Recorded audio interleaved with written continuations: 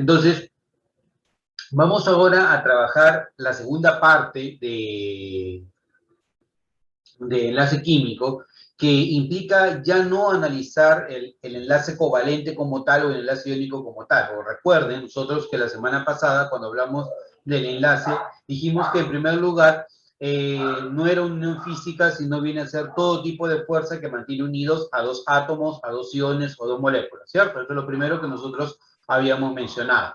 Lo segundo es de que el enlace se puede clasificar en dos grandes grupos, el enlace interatómico o el enlace intramolecular.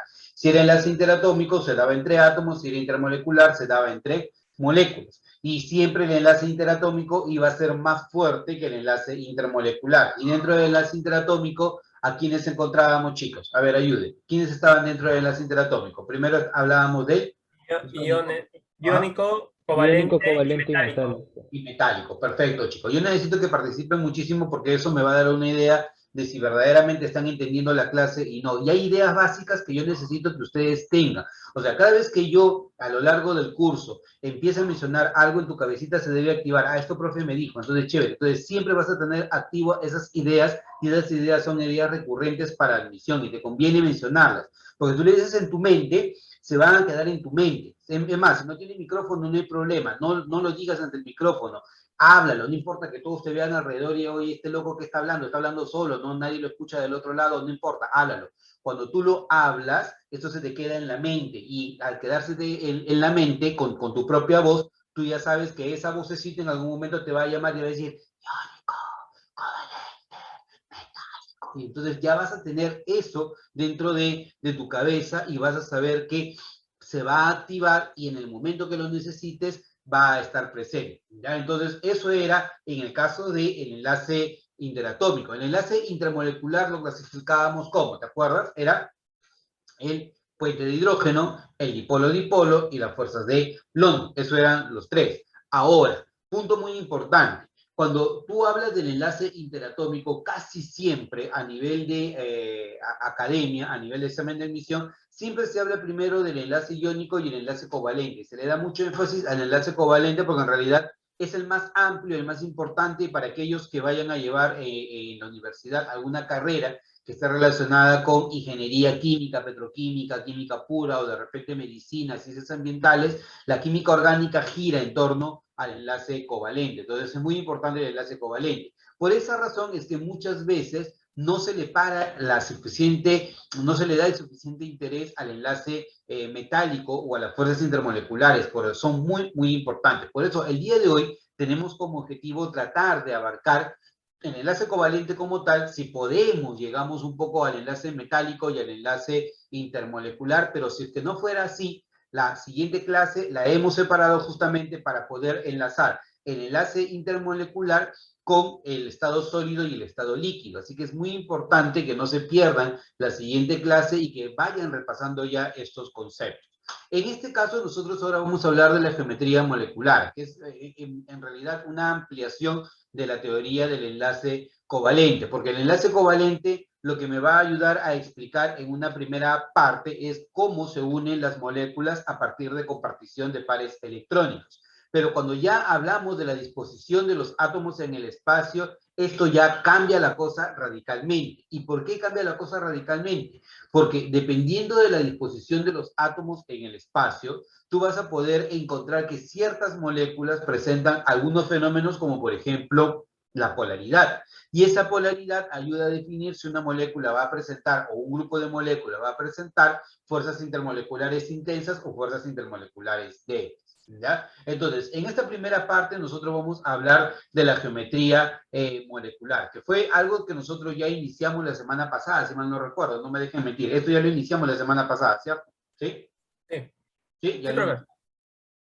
Entonces, cuando hablamos de la geometría molecular, les había mencionado y haciendo un recordaris, ¿ya? Hablamos de la disposición de los átomos en el espacio. Y para efectos de exámenes de admisión UNI, sobre todo, siempre nos referimos a la geometría molecular. Mientras a ti no te digan lo contrario, siempre en tu cabecita debe estar la geometría molecular. Pero para aquellos que vayan a exámenes tipo agraria, tengan cuidado porque agraria hace mucho énfasis, además, en la geometría de pares electrónicos o la geometría electrónica. Al final lo que nos interesa es saber cuántos pares electrónicos yo tengo alrededor de un átomo. Y a partir de esos pares electrónicos que yo tengo alrededor de un átomo, yo voy a poder saber cómo se distribuyen esos pares electrónicos. Y esos pares electrónicos se dividen en dos grandes grupos. Son pares enlazantes o pares no enlazantes. Los pares enlazantes son aquellos que forman enlace, átomo-átomo. Y los pares no enlazantes es lo que nosotros conocemos con el nombre de pares libres, aquellos pares que no han formado un enlace químico. Por ejemplo, si nosotros analizamos aquí a la molécula del amoníaco, ya sea que lo veas de esta manera o ya sea que lo veas de esta otra manera, en cualquiera de los dos casos te pregunto, ¿cuántos pares enlazantes ves acá? Necesito que me hables. ¿Cuántos pares enlazantes ves acá? Tres. Pares Tres. enlazantes. Entonces ves 1, 2 y 3 pares enlazantes. Y pares solitarios hay un par solitario. Tengo una pregunta. Si esta disposición de Lewis, tú tuvieras que asociarla con alguno de estos gráficos, el 1, el 2, el 3, el 4 o el 5, ¿con cuál lo asociarías? ¿Con 1, 2, 3, 4 o 5? Con el 3, profe. El número 3. Tres. El 3. Profe, ¿pero por qué? Si yo solamente estoy viendo nitrógeno con 3 hidrógenos. No, lo que tú tienes que ver son pares electrónicos alrededor de nitrógeno. ¿Cuántos pares electrónicos hay alrededor de nitrógeno? 4, que son 3 enlazantes y un solitario. Y acá yo veo también, mira, 4 pares electrónicos, de los cuales 3 serían enlazantes y uno sería solitario. Ojo, importante, te lo digo.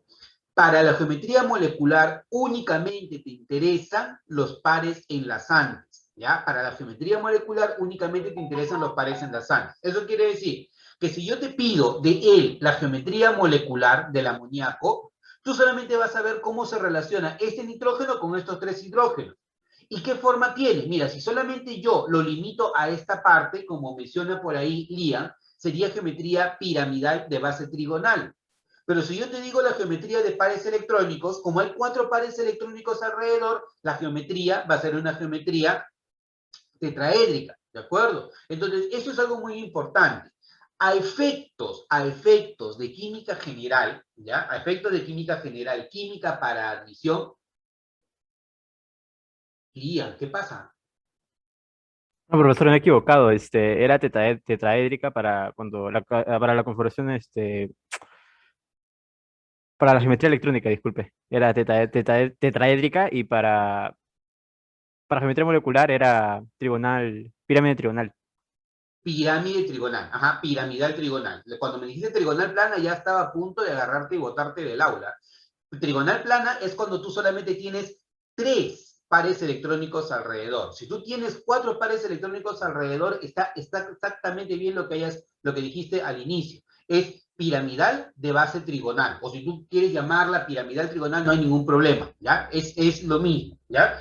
Pero la geometría de pares electrónicos, la geometría electrónica, va a ser geometría tetraédrica. Esto se basa en una teoría que se conoce como la teoría de repulsión de pares electrónicos de la capa de valencia, porque obviamente el enlace químico se va a dar a nivel de la capa de valencia, por eso es tan importante identificar esa capa de valencia. Y como les decía, para efectos de examen de admisión, nosotros trabajamos normalmente estos 3 tipos de configuraciones. Casos muy particulares que no te van a complicar la vida, pero debes conocerlos, son el caso donde tú tienes bipiramidal de base trigonal, o sea, pirámide arriba y pirámide abajo, y un triángulo en el medio, o bipiramidal de base cuadrada, también conocido con el nombre de octaédrico. Pirámide arriba, pirámide abajo y un cuadrado en el centro, ¿ya? Eso es lo que debes tener en cuenta. Entonces, siendo así, ustedes van a trabajar la teoría de repulsión de pares electrónicos de la capa de valencia, como les mencionaba. Cada uno de estos viene a ser un par electrónico. Y los pares electrónicos obviamente están formados por los electrones. Y los electrones entre sí, ¿qué hacen? ¿Se atraen o se repelen? ¿Qué hacen los electrones entre sí? ¿Se atraen o se repelen? Se repelen. Se repelen, está bien, hagan bulla, chicos, hablen, griten, todo lo que quieran, sean libres, ¿ya? Los pares electrónicos se repelen, y como se repelen, lo que se va a buscar es la máxima separación entre ellos, y esa máxima separación se va a dar cuando formen ciertas geometrías. Por ejemplo, acá nosotros encontramos que hay interacción, par enlazante, y hay interacción par enlazante, par solitario. Punto muy importante, apúntalo en tu CPU, ¿ya? Siempre el par libre, siempre el par libre ocupa más espacio o tiene un efecto repulsivo mayor a un par enlazante. Siempre, siempre. El par libre ocupa más espacio como consecuencia de que genera mayor efecto repulsivo sobre los otros pares que son, por ejemplo, los enlazantes, ¿de acuerdo? Entonces, en base a eso, nosotros vamos a tener diferentes geometrías, ¿ya? Por ejemplo, si nosotros tuviéramos, ¿ya?, dos pares electrónicos alrededor, la geometría va a ser lineal. Ángulo de enlace, ¿cuánto va a ser el ángulo de enlace? 180.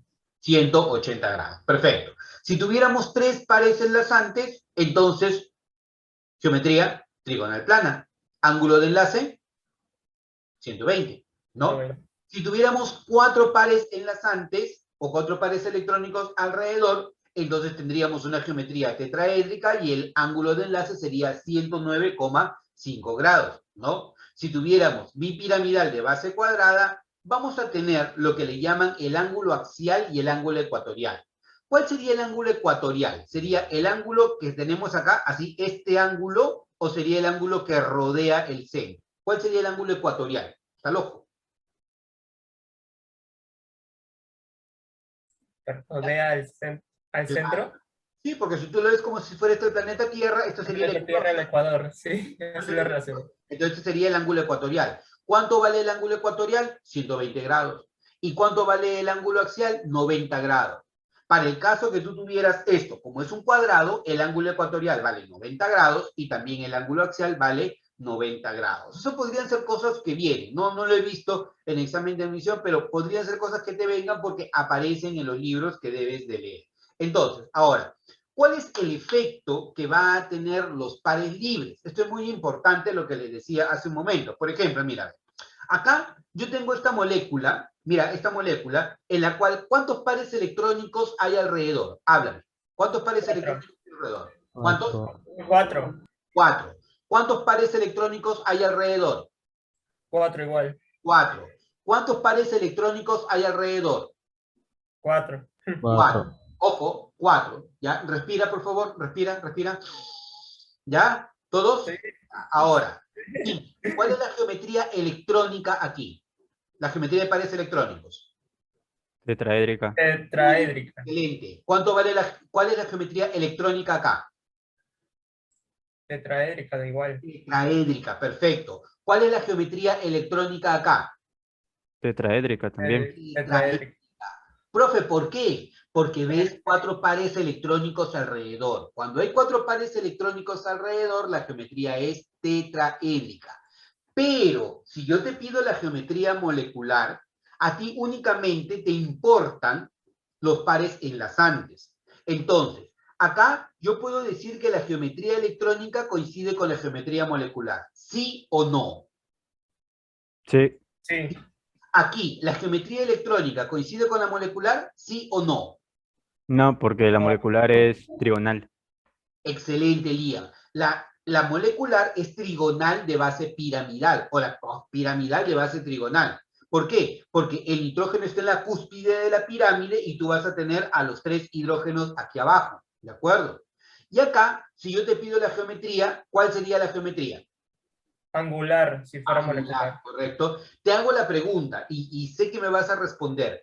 ¿Qué pasaría si este patita de acá, ya, y este patita de acá no existe? Esto es lo que en la academia ustedes le llaman el fantasmita, ¿no? ¿Qué pasaría si este fantasmita y este fantasmita no está? ¿Qué pasaría si no están estos dos fantasmitas? ¿Lineal? Sería lineal. Lineal. Porque como no hay estos pares electrónicos que provoquen un efecto, estos dos van a buscar separarse lo máximo posible. Por lo tanto, la geometría va a ser lineal. Entonces, tú puedes predecir cuál es la geometría que va a tener una molécula en función de cómo están los pares electrónicos alrededor. Hasta ahí, ¿quedó claro? ¿Sí o no? Sí, profe. Sí. Ya. Ahora, lo otro que quiero que analices acá y que es muy importante es que el ángulo de enlace aquí vale 109,5 grados. El ángulo de enlace aquí vale 107 grados y el ángulo para el agua vale 104,5 grados. ¿Alguien me dice así de manera muy vaga, muy despectiva, por qué? O sea, ¿por qué esto no es 109,5 y por qué es 104,5? Esos pares electrónicos, al momento de quererse, voy a tratar de decirlo vagamente, al quererse repulsar, no, tener más repulsión hacen que los hidrógenos se peguen más. No sé si lo puedo... Sí, está bien, yo te entiendo, yo sé traducir. Yo sé traducir a los Guillermos, no te preocupes, ya tengo una experiencia con varios Guillermos anteriores y sé traducir. Lo que dice Guillermo es lo siguiente, nos quiere decir que él ha notado que acá está el efecto, ¿ya?, de los pares libres. Y yo te dije hace un momento, ¿quién genera más efecto de repulsión, los pares libres o los pares enlazantes? Los pares libres. Pares libres. Por lo tanto, si tú te das cuenta, acá yo no tengo pares libres, solamente hay interacción entre pares enlazantes. Por eso se busca la máxima separación. Sin embargo, yo acá tengo un par libre. Y este par libre va a generar un mayor efecto repulsivo sobre estos tres pares enlazantes. Por lo tanto, si el ángulo debía ser 109,5, no lo va a hacer. ¿Por qué? Porque él genera más efecto repulsivo, ocupa más espacio y por lo tanto comprime a la molécula. Y la geometría termina siendo una geometría piramidal con base trigonal. Y aquí todavía es más alucinante, porque acá yo voy a tener los tres tipos de interacciones de los que me habla la teoría de repulsión de pares electrónicos de la capa de valencia. Profe, a mí me han enseñado con nivel de valencia, ya también, con nivel de valencia, teoría de repulsión de pares electrónicos de nivel de valencia, es lo mismo, ¿ya? Si tú analizas, vas a tener, mira, interacción, par libre, par solitario, par solitario. Interacción, par enlazante, e interacción, par solitario, par enlazante. Siempre la interacción par solitario es más intensa o es más repulsiva con respecto a par solitario, par libre o par enlazante y con respecto a par enlazante. Profe, no entiendo. O sea, los pares libres se repelen más. El par libre con el par enlazante se repele un poquito menos. Y el par enlazante con el par enlazante se repele todavía un poquito menos. Por eso, como el efecto repulsivo entre estos dos es mucho mayor, ocupan más espacio, entonces la molécula se comprime aún más. Por eso el ángulo de enlace vale 104,5. Esto es clásico de admisión, chicos. Es más, los ángulos de enlace te lo debes saber de memoria. Profe, ¿sí? Sí. Los ángulos de enlace del amoníaco, 107. Es más, cuando yo te hable de la palabra amoníaco en tu mente, no solamente está NH3, sino está el N con sus 3 hidrógenos alrededor y es más, la geometría piramidal.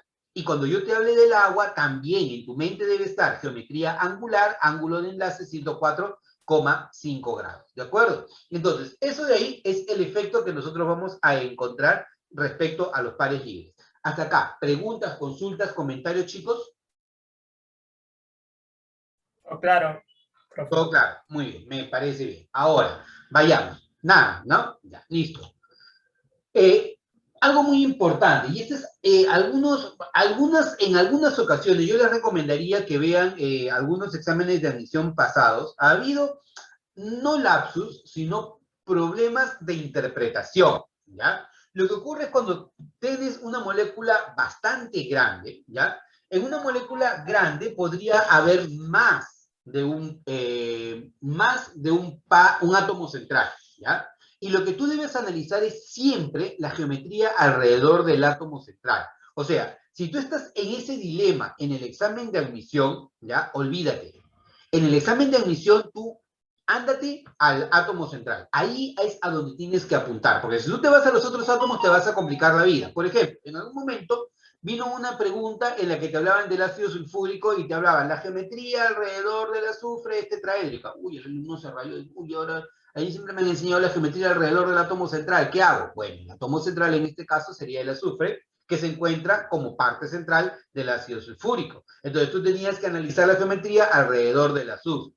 Ya más adelante, los ejercicios que vinieron de ese tipo fueron ejercicios en los cuales te hablaban de la geometría alrededor de un átomo en particular. Por ejemplo, si yo hablo de esta molécula, yo tengo hasta 3 átomos centrales, que sería el carbono y el oxígeno. Entonces, si yo tengo que hablar de la geometría de esta molécula, tendría que decirte la geometría alrededor de quién. Por ejemplo, la geometría alrededor de este carbono, lúcete, ¿qué tipo de geometría sería? Te creo.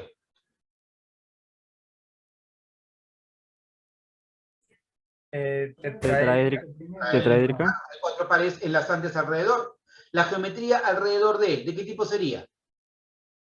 Trigonal, plana. Trigonal plana, perfecto. ¿Y la geometría alrededor de él, de qué tipo sería? Lineal. Lineal. Lineal. No, hay dos pares electrónicos ahí. Bueno. Tetraédrica. Tetraédrica, ¿no? ¿Es eso? La geometría, ¿cuál sería alrededor de esto? O sea, lineal no es, tetraédrica tampoco es. Angular. Angular. Angular, así Si que... no existieran estos pares libres, la geometría sí sería lineal. Pero la presencia de estos dos pares libres hace que la geometría aquí alrededor sea una geometría angular. Si tú me dices tetraédrica, yo te creería si tú me dices la geometría electrónica es tetraédrica. Si eso es cierto, no te lo voy a negar. La geometría electrónica o de pares electrónicos es tetraédrica. Pero como geometría molecular es angular, porque estos dos pares libres hacen de que la molécula no sea lineal, o ese efecto no sea lineal. ¿Ya? Entonces, esto es para átomos que tienen más de un par enlazante. El otro punto que debes considerar es la polaridad molecular. ¿Ya? No quiero que me falte tiempo porque cuando empiezo a hablar, no hay quien me detenga. Ya. Entonces, la polaridad molecular. Cuando nosotros hablamos de la polaridad de enlace, es muy diferente de hablar de la polaridad de una molécula. Un enlace es polar con el solo hecho de que dos átomos sean diferentes. Como les mencioné en el último examen de admisión de San Marcos, vino una pregunta en donde te decían si el enlace era polar o era no polar. Y te daban las diferencias de electronegatividades. Chicos, eso ni mirar las diferencias de electronegatividades. En primer lugar, la diferencia de electronegatividad no define del todo si un enlace va a ser covalente polar o covalente apolar y es más, o iónico. Tú lo que tienes que analizar es si los átomos son diferentes entre sí y el mecanismo. Si es que yo hablo de transferencia de electrones, ¿qué tipo de enlace se va a dar ahí? ¿Iónico o covalente? Transferencia de electrones. Iónico. Iónico. Iónico, profe. Compartición de electrones, ¿qué tipo de enlace hay ahí? Covalente. Covalente. Covalente. Entonces tú lo que tienes que revisar es el mecanismo. ¿Qué mecanismo está pasando acá? Si yo veo que hay transferencia de electrones, iónicos. Si yo veo que hay compartición de electrones, covalentes. Se acabó, ¿ya? La diferencia de electronegatividad simplemente va a ser, bueno, ya nos ayuda para poder saber. Si tú tienes dos átomos que sean diferentes, definitivamente el enlace entre ellos va a ser un enlace polar. Profe, pero yo vi en una academia preuniversitaria que me mostraron dos átomos que tenían la misma electronegatividad. Como la diferencia de electronegatividad es igual a 0, por lo tanto el enlace es apolar. No, eso no existe, ¿ya? Es una aproximación que las electronegatividades sean similares. Si una, por ejemplo, era 1,8, es porque 1,8 puede ser 1,81.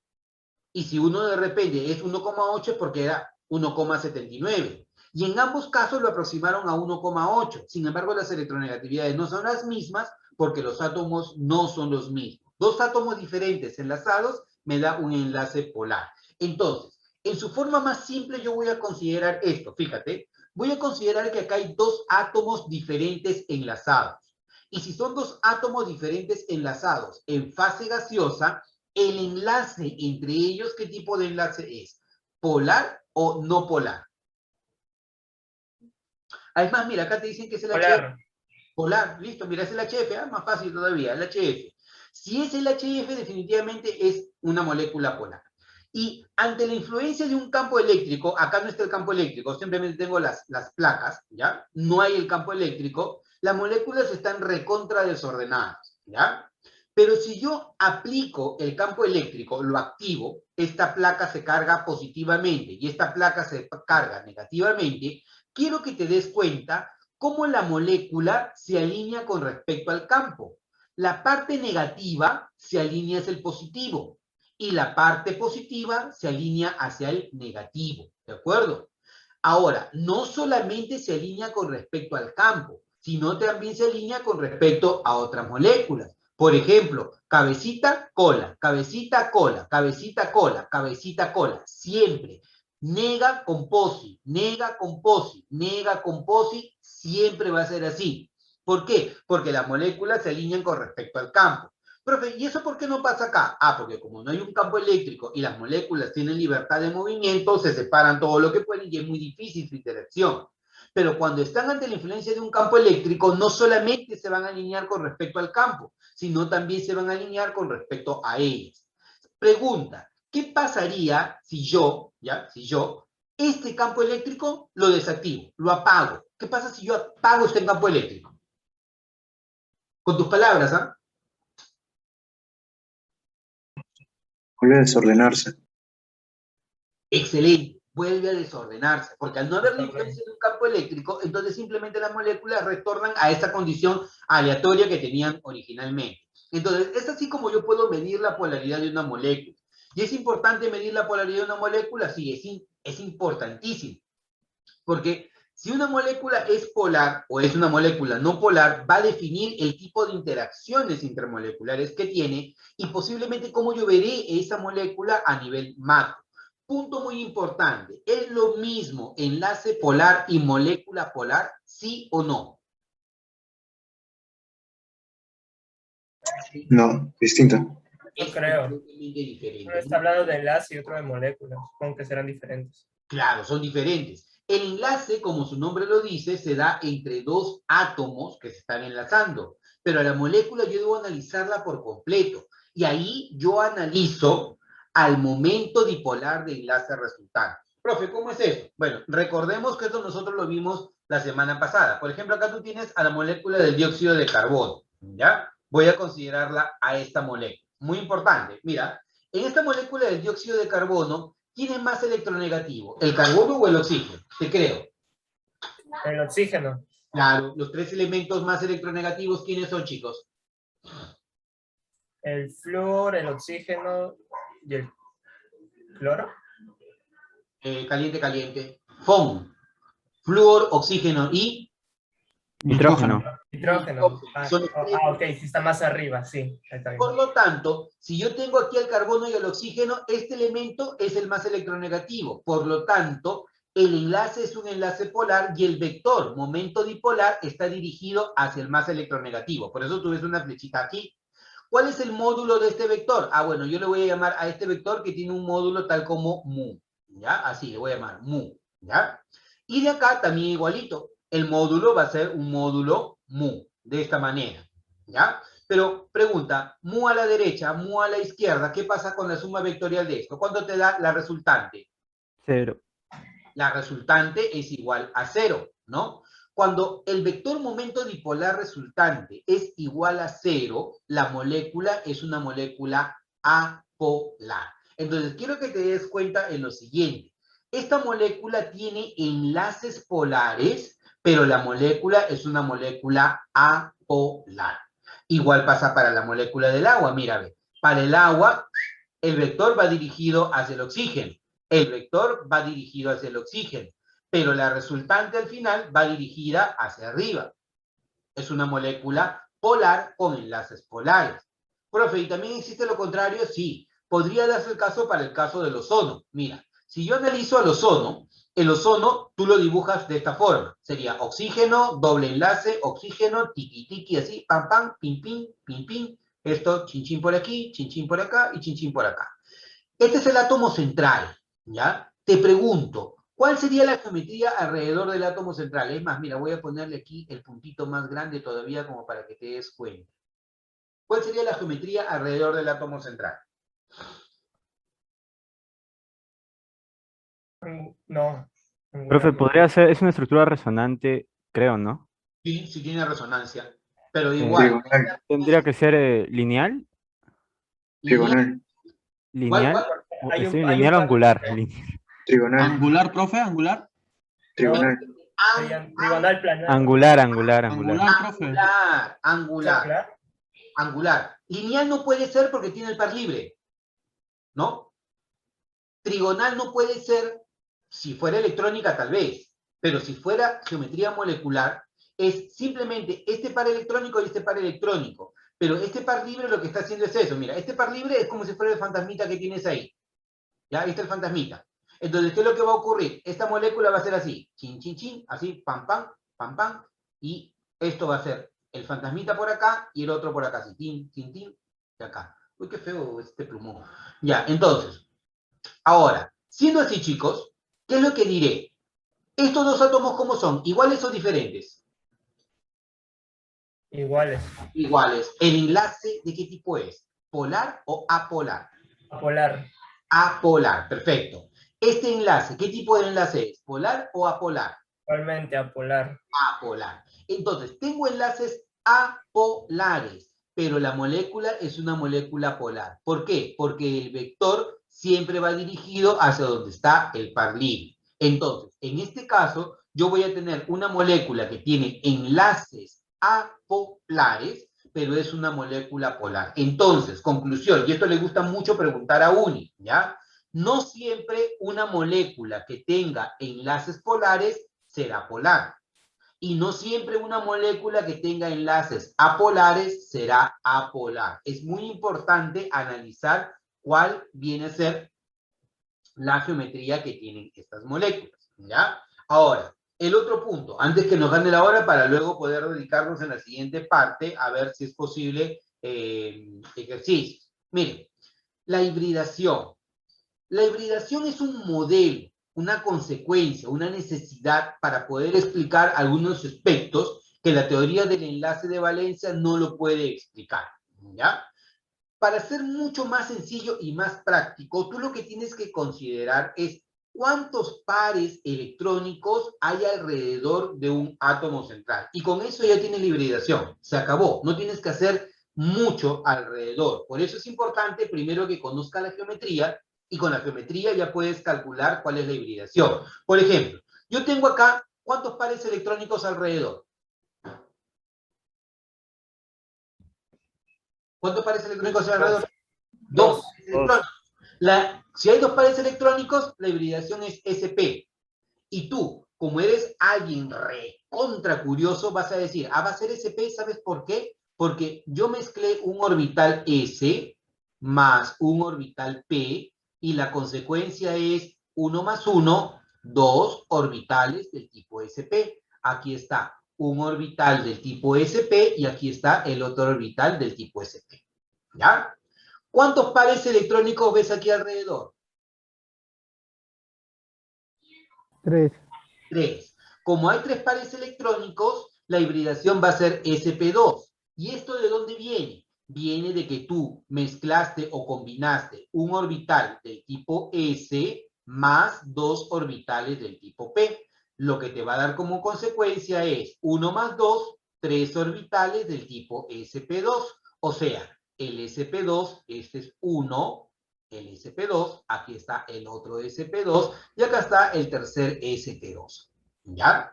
Y si yo tuviera 4 orbitales o 4 regiones de alta probabilidad electrónica, entonces la hibridación va a ser SP3. ¿Y de dónde proviene este monstruito? Proviene de que tú hayas mezclado un orbital del tipo S más 3 orbitales del tipo P. Como consecuencia, ¿qué vas a recibir? 4 orbitales SP3, ¿no? Y acá está, mira, orbital SP3, ¿no? Acá está el orbital SP3, por acá está el otro orbital SP3 y por acá está el otro orbital SP3, ¿ya? Si te preguntaran, esto no es clásico de Uni, pero si te preguntaran, oye, ¿cuál es el carácter S que hay acá y el carácter P? 50-50. ¿Cuál es el carácter S que hay acá? 25%. Y el carácter P, 75%. Ahora, tú que eres el matemático, pregunta, carácter S, ¿cuánto es el carácter S aquí? Lúcete. 50%.